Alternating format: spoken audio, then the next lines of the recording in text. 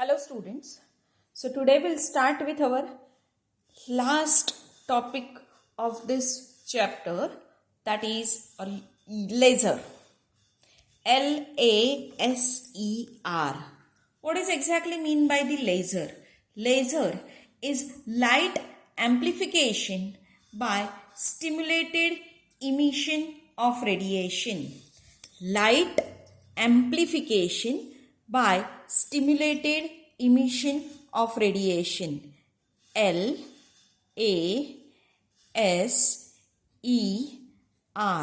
That is laser.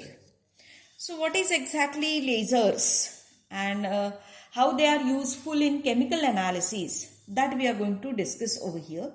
So lasers are highly useful sources in instrumentation because of their narrow bandwidths and coherent nature of the output.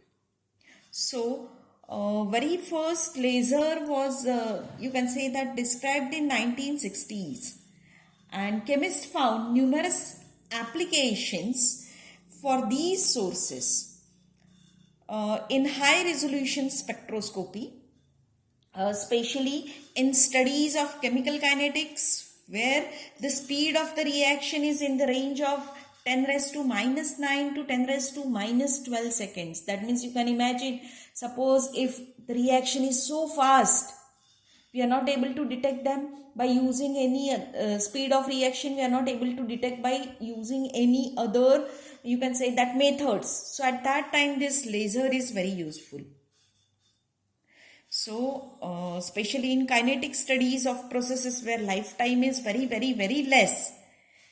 So there we can use, even the lasers can be used for detection of very small concentrations, that is the trace amount of substances present in the atmosphere, and many more other applications are there. So therefore laser becomes important in several routine analytical methods, including Raman spectroscopy, molecular absorption spectroscopy, emission spectroscopy as a part of instrument for a Fourier transform infrared spectroscopy. So just in previous two lectures we have discussed about the FTIR, and in that I have told you that there is a interference of the radiation. So in that interference of the radiation, one source is IR and another you can use as a laser for interference pattern. So it's a part of FTIR instrument. So especially in high resolution spectroscopy, this laser is very useful. Now this laser produces a narrow, intense beam of radiation. The process of stimulated emission produces a beam of highly monochromatic coherent radiation. So due to this unique property, lasers become important source in UV visible as well as in IR spectroscopy. Very first when the lasers were, you can say that, discovered, at that time there was a limitation that the given source was restricted to relatively few discrete wavelength or lines. But nowadays the lasers are available which provides a narrow band of radiation at chosen wavelength with, you can say that, somewhat limited range of sources. But then too, nowadays as technology is improved, so we can use the different laser sources. So very first, now we'll discuss about the components of the laser. That means how the lasers is produced, that is light amplification by stimulated emission of radiation is done, and everything we are going to discuss, and later on we are going to discuss the different types of laser sources used. So very first I'll show you the components and schematic diagram for the laser. So this is the schematic diagram for the laser. So this is a typical laser source. Okay. So the lasing medium, which is shown, active lasing medium, which is shown over here, is a very important component of laser source. So it may be a solid crystal such as a ruby. It may be a semiconductor such as gallium arsenide solution. It may be a solution of organic dye, or it may be a gas such as argon or krypton.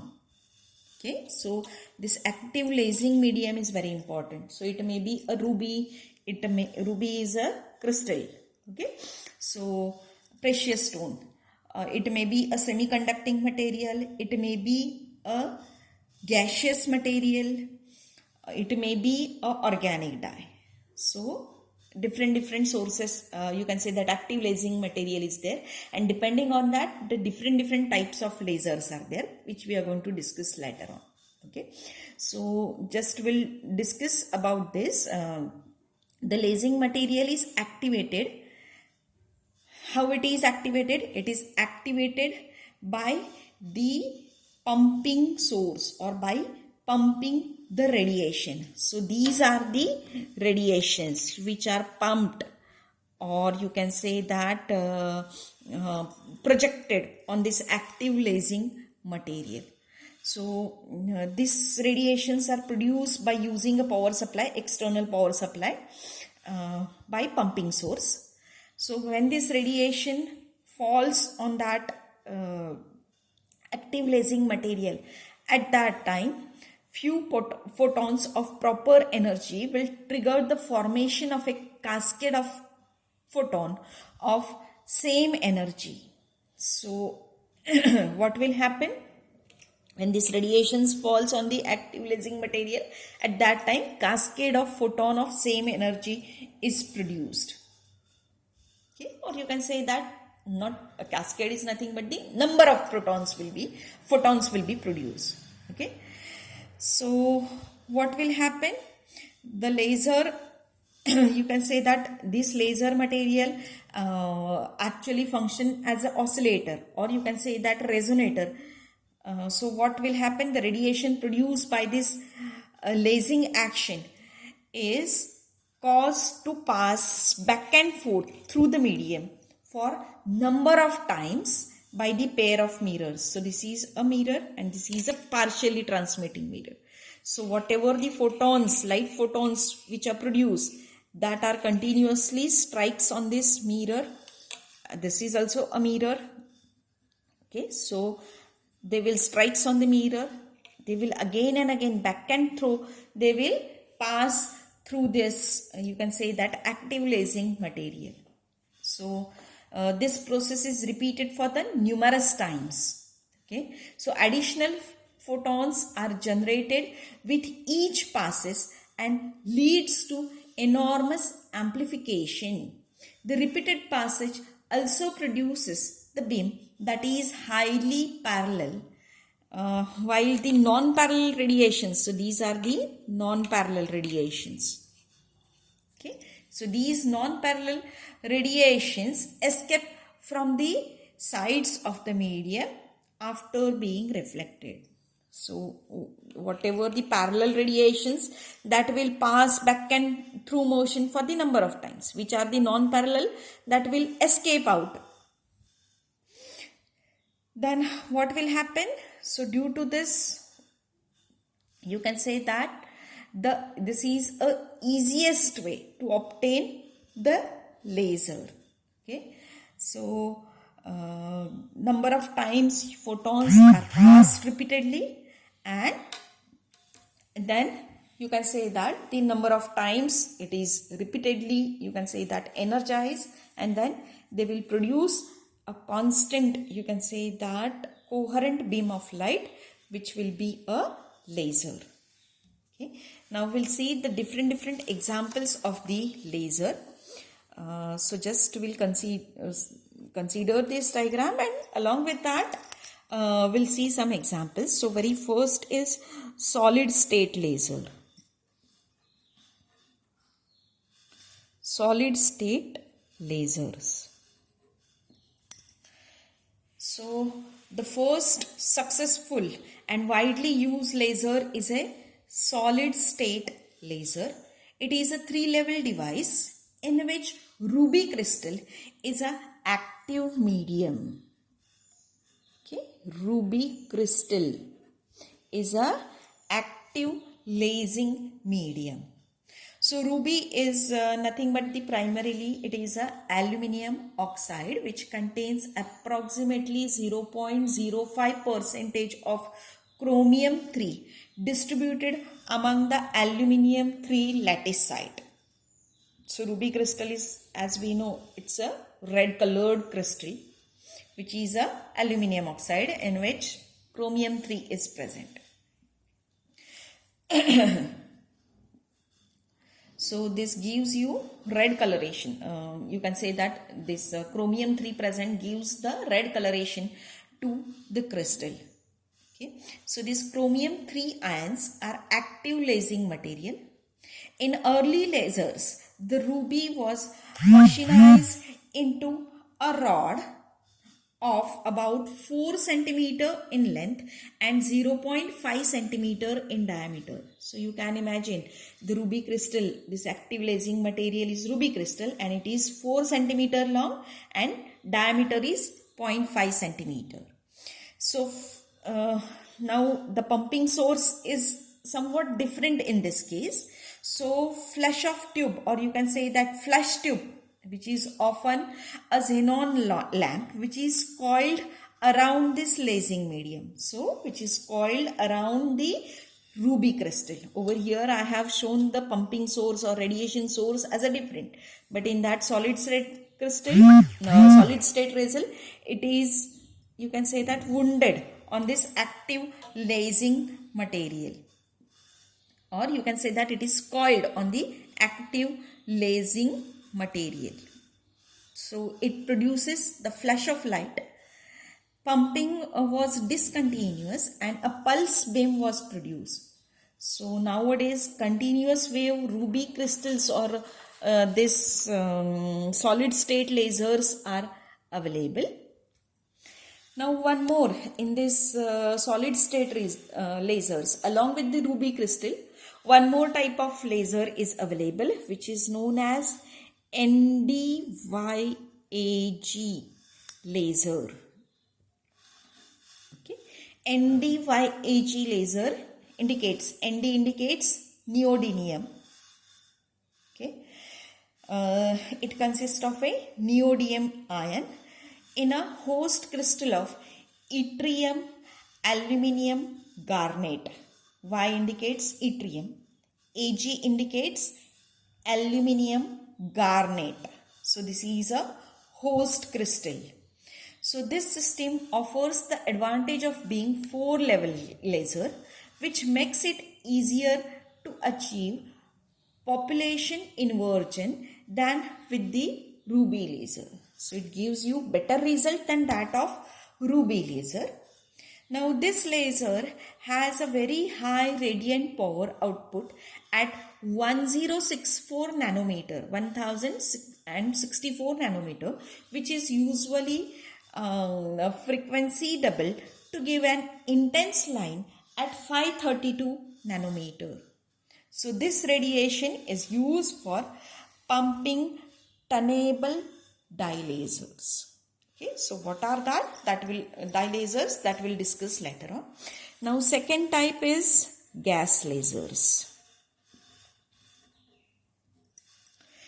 Now gas lasers, variety of gas lasers are available commercially. So there are different types of gas lasers. Mainly over here we are going to discuss the four types, that is a neutral atom laser. Neutral atom laser such as helium or neon. Second type is ion laser, in which active species of argon plus or krypton plus is used. Third type is molecular laser, in which lasing medium is carbon dioxide or nitrogen. And fourth type is excimer laser. Again I'll repeat. The first type is neutral atom. Neutral atom, in which they are going to use either the neutral atoms such as helium or neon. Second type is ion laser, in which active species such as argon plus or krypton plus ions are there. Third type is molecular laser. Molecular laser, in which the lasing medium is carbon dioxide or nitrogen, or even sometimes the hydrogen lasers are also there. And fourth type is excimer laser, which this all are included in your gas lasers. So now we'll discuss one by one. Very first, we'll discuss about the neutral atom. So helium or neon laser is most widely used laser. Why they are most widely used? Because of their low initial and maintenance cost. So cost is very less. They are maintenance free. It has a very great reliability and it has a low power consumption. So most widely used is neutral atom laser. Now next is ion laser, that is argon or krypton ion laser is preferred, which produces intense line in green and blue region. This is a 4-level device in which argon ions are formed by an electrical or radio frequency discharge. The argon atoms first ionizes and then excited from their ground state. So therefore, they always require a high input, that is a high energy input is always required. Now argon ion laser finds use as a source in fluorescence and Raman spectroscopy because of high intensity of its line. Next is molecular laser, where the carbon dioxide or nitrogen is used. So this lasers provides intense radiation at 337.1 nanometer. This laser must be operated in pulse mode because pumping is carried out with high potential spark source. This laser founds extensive use for exciting fluorescence in variety of molecules for pumping dye lasers. Okay. Then carbon dioxide laser is used to produce monochromatic IR radiation. Then next is excimer laser. Excimer laser contains a gaseous mixture of helium and fluorine and one of the rare gas such as argon, krypton or xenon. So excimer laser contains gaseous mixture of helium, fluorine and either argon or krypton or xenon. So rare gas is electrically excited by electrical current. On excitation, it reacts with fluorine to form excited ion such as ArF plus or KrF plus, that is argon fluorine ion, krypton fluorine ion, or you can say that xenon fluorine ion, ZeF plus, which are called excimers. Therefore, it is named as a excimer laser. So these excimers are stable only in excited state. So their ground state is unstable. So rapid dissociation of compound occurs as they relaxes while giving off a photon. Okay, so there is a population inversion as long as the pumping is carried out. Excimer lasers produce high energy pulses. So therefore, they are also widely used. So most widely used is gas lasers. Now next is dye lasers. So in dye laser, the active lasing material is a organic compounds capable of fluorescing in UV visible or IR region. So active dye material, or you can say that dye material, organic dye material is used as an active lasing medium. So this lasers are 4-level systems. This is an important source as they are continuously tunable over the range of 20 to 50 nanometer. Okay. One more type of you can say that laser is there, that is a semiconductor diode laser. So for that one more schematic diagram is there. So I'll show you that schematic diagram. So this is a semiconductor diode laser. Semiconductor diode laser. So semiconductors such as silicon or germanium have intermediate band gap energies, and thus their conduction characteristics are intermediate between conductors and insulators. So this is a schematic diagram. This is known as a Bragg's reflector laser diode. Again, I'll repeat, Bragg's reflector laser diode. Now this device contains gallium arsenide. Okay, gallium arsenide PN junction diode, which produces IR radiation at about 975 nanometer. In addition, a strip of material is fabricated on the chip which act as a resonant cavity for radiation, so that the light amplification can occur within the cavity. Okay. So an integrated grating provides feedback to resonant cavity so that resulting radiation has an extremely narrow bandwidth at about 10 raised to minus 5 nanometer. So laser diodes may be operated in either pulsed or continuous mode. That is, in both modes you can operate.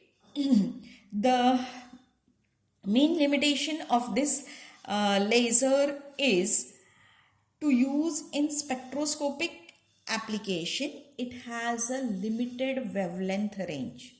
So it has a limited wavelength range in red and IR regions of the spectrum. And this limitation can be overcome by operating the laser in pulse mode. So therefore this laser can be operated in both types of modes. So this is all about the lasers, where it is used. So you can use it in UV visible, you can use it in IR spectroscopy. That means all types, even in Raman spectroscopy also. So in all types of spectroscopies, you can use this material. So with this, we have completed the unit optical methods. Thank you.